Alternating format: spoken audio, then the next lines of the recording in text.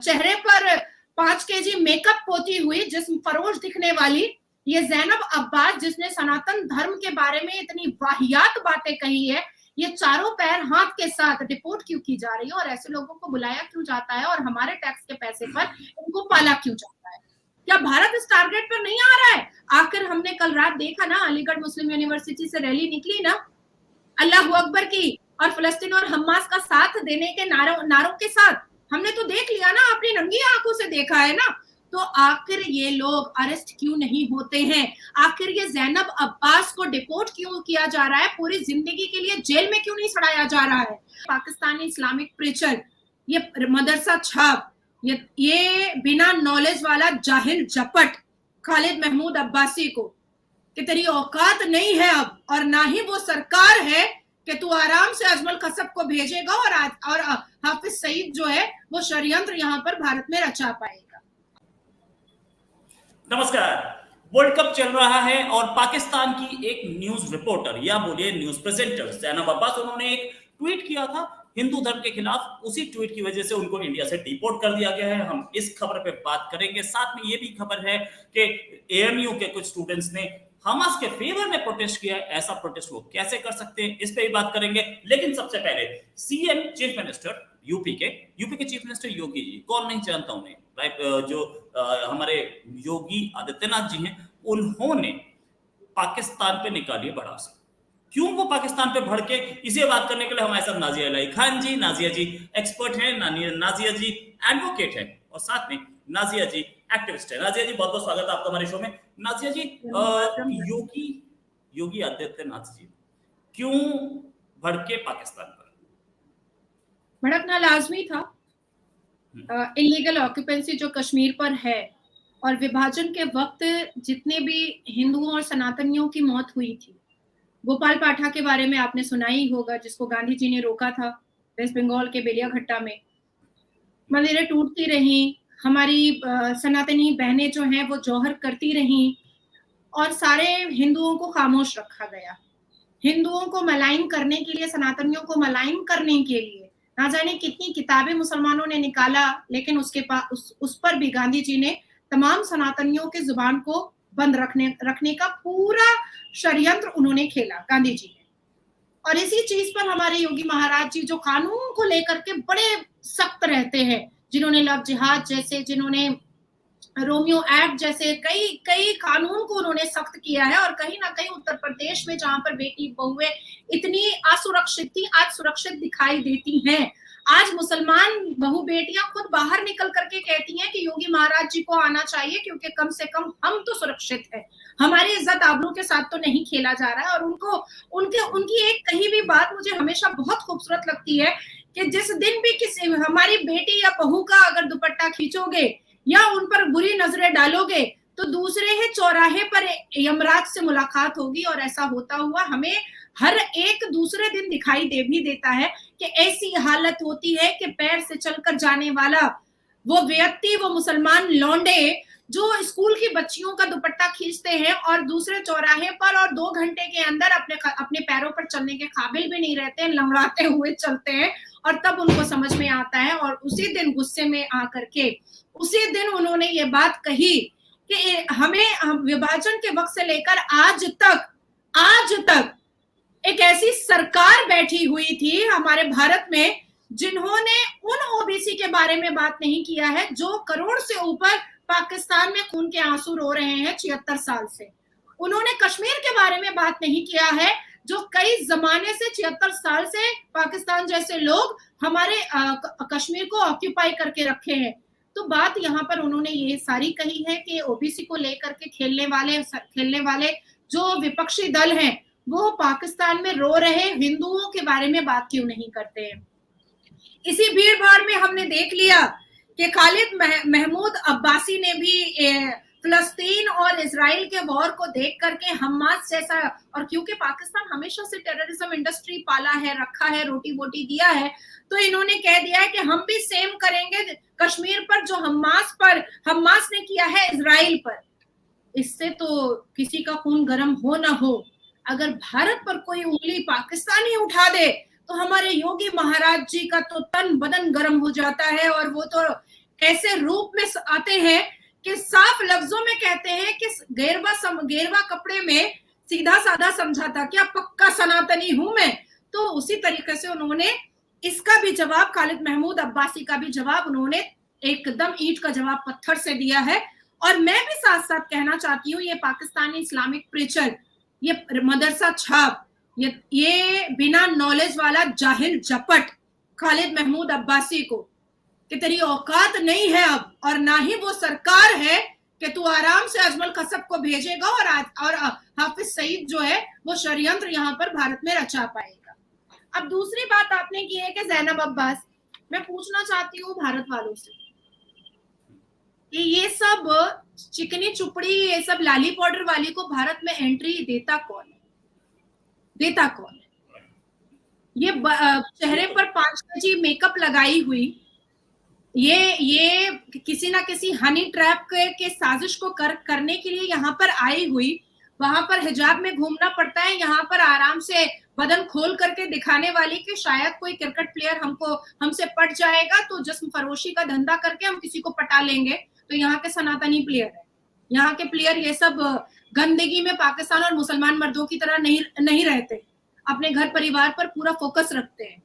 तो इन्होंने हिंदू धर्म को सिर्फ मलाइन नहीं किया है, ऐसे अभद्र भाषा का इस्तेमाल किया है जो सुनने से भी लगता है कि अगर सनातन में कोई ऐसा फतवा होता कि गुस्ताख राम की एक ही सजा सरतन से जुदा, तो शायद ज़ैनब अब्बास को वापस डिपोर्ट करने की बात ना करके सर अलग और तन अलग करके भेजा जाना चाहिए था मेरे हिसाब से।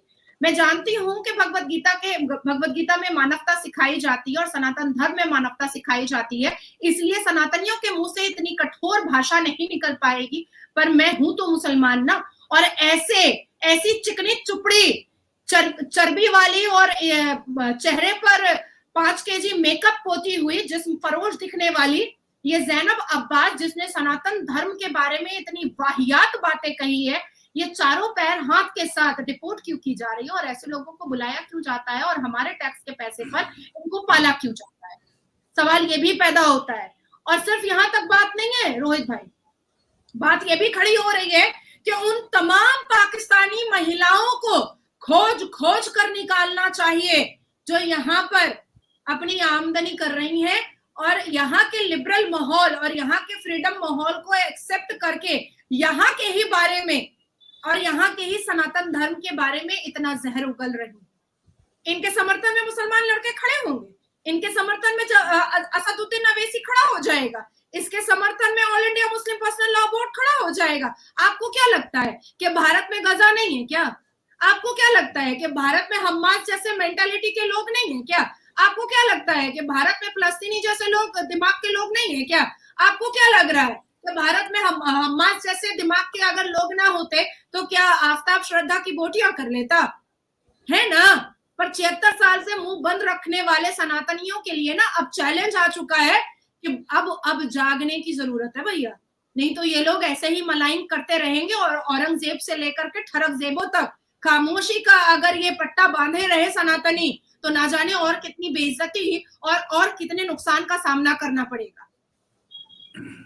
ये बहुत सोचने वाली बात है। पांच दिन पहले यही दिल्ली से 3 मुसलमान आतंकवादी अरेस्ट हुए, जिसकी एक बीवी को भी ढूंढा जा रहा है, जिसकी बीवी का नाम मरियम है, वो पहले हिंदू थी और अभी मुसलमान हो चुकी है। क्या पता ये कौन है? तो आखिर ऐसे लोगों को सुरक्षा एजेंसी से लेकर के जितने भी सिक्योरिटी एजेंसीज वाले हैं वो इतने हल्के में क्यों ले रहे हैं? आखिर सीमा गुलाम हैदर को भी इतने हल्के में क्यों लिया गया है? क्या पता उसका भी कोई हाथ होगा, क्योंकि वो भी सही से सारे जो इस्लामिक धर्म की बातें हैं वो नहीं बता पाती है, शायद वही होगी हिंदू, मुसलमान बन के बैठी हुई है। तो आखिर इतने हल्के तरीके से क्यों लिया जा रहा है? क्या फलस्तीन हमास के कहर को देख करके और अल्लाह अकबर के नारे पर छोटे छोटे बच्चों का गला ज़बा होते हुए देख करके भारत की सुरक्षा एजेंसीज को जागना नहीं चाहिए? क्या भारत इस टारगेट पर नहीं आ रहा है? आखिर हमने कल रात देखा ना, अलीगढ़ मुस्लिम यूनिवर्सिटी से रैली निकली ना अल्लाह अकबर की और फलस्तीन और हमास का साथ देने के नारों के साथ, हमने तो देख लिया ना, अपनी नंगी आंखों से देखा है ना। तो आखिर ये लोग अरेस्ट क्यों नहीं होते हैं? आखिर ये ज़ैनब अब्बास को डिपोर्ट क्यों किया जा रहा है? पूरी जिंदगी के लिए जेल में क्यों नहीं सड़ाया जा रहा है? आखिर कुछ इंडियन जर्नलिस्ट भी और कुछ पाकिस्तानी जर्नलिस्ट भी ज़ैनब के फेवर में आए हैं, बोले कि पुराना ट्वीट था, पूरा पहले जो बोला था उस पर अब डिबेट क्यों कर रहे हैं? पुराना ट्वीट हो या नया ट्वीट हो, मैंने तो आपसे पहले ही कह दिया कि बहुत सारे लोग इसके समर्थन में आएंगे। जब सीमा गुलाम हैदर जैसी जाखरानी कबीले के डकैत को भारत में वकील मिल सकता है उसके समर्थन में बात करने के लिए, तो ये ज़ैनब अब्बास के लिए असदुद्दीन अवैसी जैसे लोग क्यों नहीं खड़े हो सकते हैं? बिल्कुल खड़े हो सकते हैं। मैंने तो आपसे पहले ही कहा कि क्या हमारे भारत में हमास और फलस्तीनी दिमाग के टेररिस्ट नहीं रहते हैं? बिल्कुल रहते हैं, बिल्कुल रहते हैं। और गवाही दिया था मुसलमानों ने याकूब मेमन के जनाजे की नमाज में, लाखों की भीड़ पर जब जनाजे की नमाज लोग पढ़ रहे थे मुसलमान, तो उन्होंने गवाही दिया था और कबूल किया था कि हम याकूब मेमन जैसे टेररिस्ट को सपोर्ट करते हैं। ये महाराष्ट्र के मुसलमान ने एक्सेप्ट किया था। फिर भी कहा जाएगा कि नहीं, देखा जाएगा, समझा जाएगा। भाई बंद करो ये सारी चीजें, बंद करो। जब मासूमों की जान और गला यहाँ भी काटेगा भारत में, तब पता तब होश में आएगा क्या सरकार? भारत की सरकार अब और कब होश में आएगी? जब यहाँ मासूमों का गला कटने लगेगा तब। एक इंडियन जर्नलिस्ट हैं राणा अयूब, उन्होंने ट्वीट किया है कि देखो वहां पे बच्चे जो हैं फिलिस्तीन में, गाजा में बच्चे अनाथ हो रहे हैं, कितनी एट्रोसिटी इजराइल कर रहा है। इंडिया के मुस्लिम जो है फिलिस्तीन के फेवर में, जबकि यूएई एक मुस्लिम कंट्री ने ही इजराइल को फेवर किया है, सपोर्ट किया और बोला है कि देखो गड़बड़ पहले हमास ने किया, पहले वायलेंस हमास ने शुरू किया और अब जितना भी वायलेंस होता है फिलिस्तीनियों के खिलाफ वो सारा का सारा हमास की रिस्पॉन्सिबिलिटी। तो ये इंडियन मुस्लिम्स या इंडियन जर्नलिस्ट ऐसे क्यों सीधे सीधे फेवर कर रहे हैं हमास को या फिलिस्तीनियों को? ऐसा है रोहित भाई कि जब मैंने मंदिर विजिट किया था तो मुझे रेप की धमकी आई, पर जब बंगाल में नासिर खान कादिर खान ने बलात्कार किया था तो उसके निकाह में बिरयानी खाने के लिए इमाम मौलवी मुल्ला सब चला गया था तैयार होकर के। जब अफजल गुरु के नारे लग रहे थे तो सारे मुसलमान समर्थन में अफजल गुरु के खड़े हुए थे भारत में।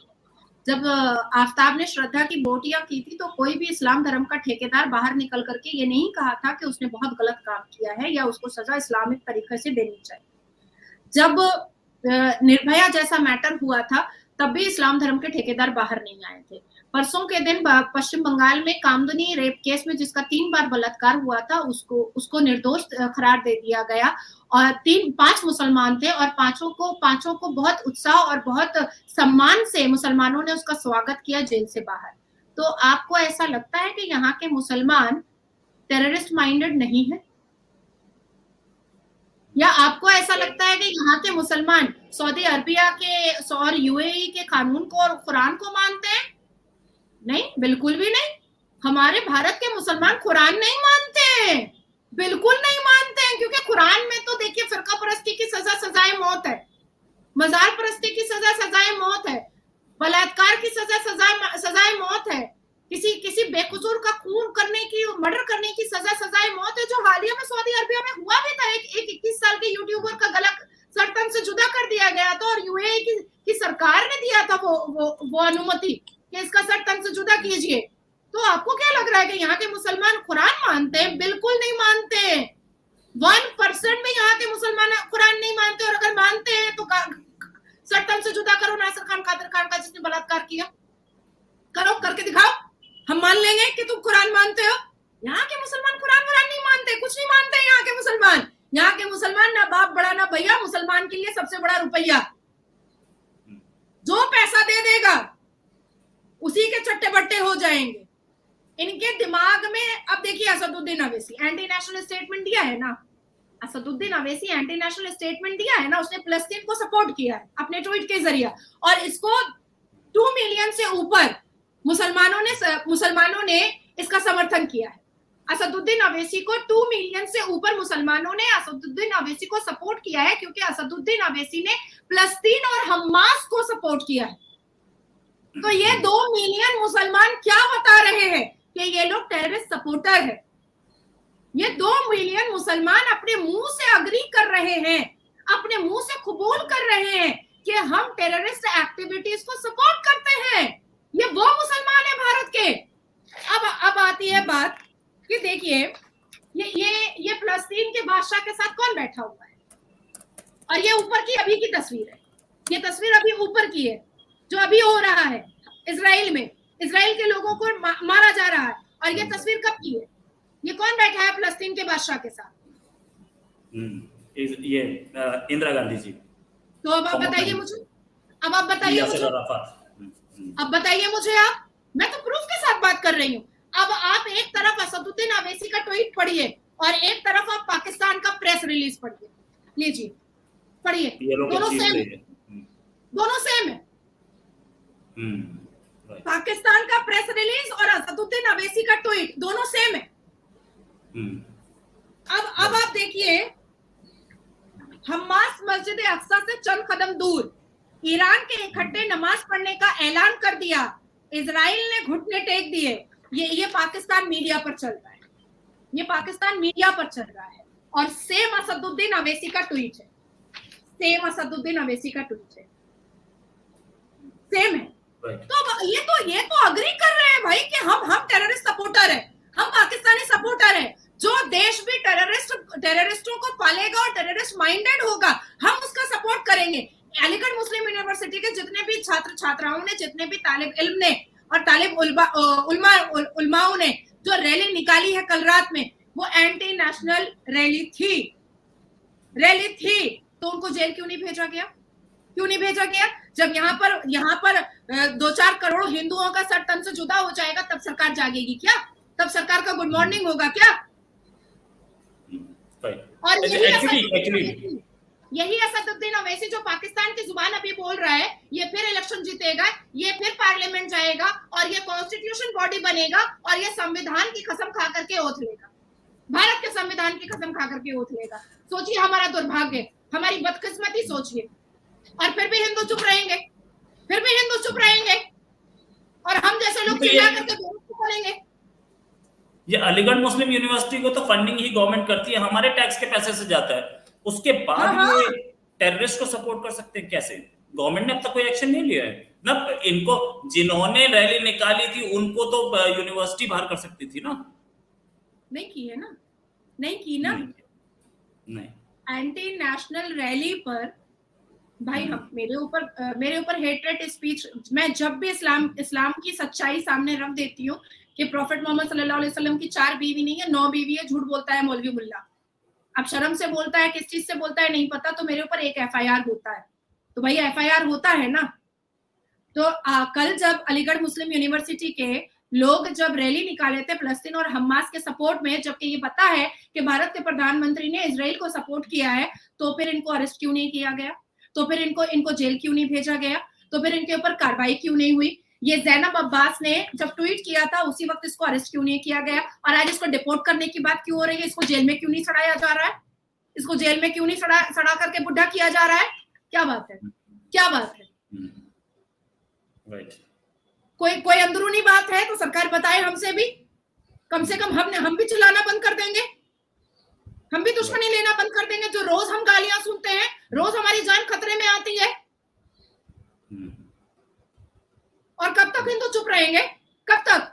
मानवता सीखा है, बहुत अच्छी बात है, पर जिस तरह से अभी इजराइल के मासूम बच्चों की जानें जा रही हैं, गला कट रहा है, बहू बेटियों के कपड़े उतारे जा रहे हैं, ये क्या भारत में नहीं होता है? ये क्या भारत में नहीं होता है? हर रोज हम 10 हादसा सुनते हैं, हर रोज 10 लड़कियों का बलात्कार होता है, हर रोज 10 लव जिहाद होता है, हर रोज 10 बलात्कार, अश्लीलता होती है, फिर भी हिंदू चुप, फिर भी हिंदू चुप।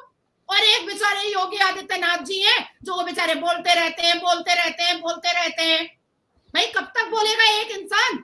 आपको भी तो जागना है, आपके ऊपर कोई जिम्मेदारी नहीं है। 82% हिंदुओं के ऊपर कोई जिम्मेदारी नहीं है भारत में, सारी जिम्मेदारी योगी आदित्यनाथ जी पर है। जब आपके गले कटेंगे तो गुस्ताखे रसूल होगा आपके साथ, तब आप कहिएगा वो सरकार अच्छी नहीं है।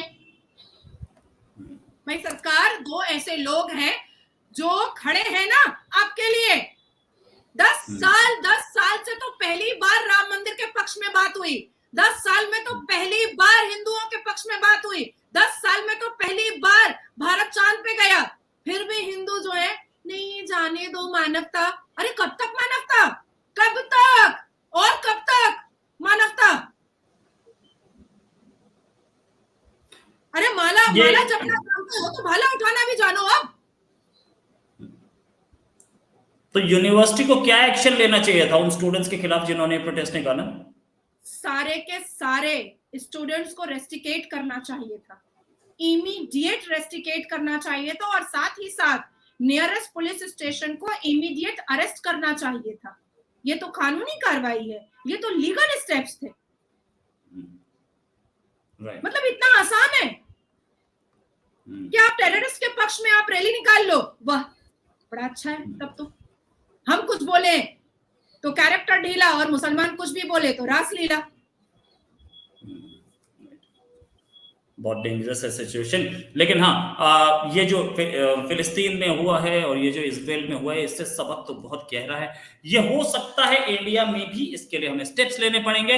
और ये जो महिला पत्रकार को बाहर निकाला गया है, ये एक पहली बार मैंने ऐसा स्टेप देखा। इससे पहले मैंने कभी ऐसा स्टेप नहीं देखा था। 22 साल मुझे भी हो गए जर्नलिज्म में, मैंने नहीं देखा कि इंडिया से किसी जर्नलिस्ट को, पाकिस्तानी हो या किसी और को, एक रिलीजन के खिलाफ बोलने की वजह से बाहर निकाला गया हो। मैं कांग्रेचुलेशंस करना चाहूंगा गवर्नमेंट को और खासतौर से होम मिनिस्टर को जिन्होंने ये स्टेप लिया। Thanks a lot Nazia Ilahi Khan for joining. उम्मीद है जल्दी एक डिस्कशन और करेंगे। अभी के लिए नमस्कार, धन्यवाद, जय हिंद।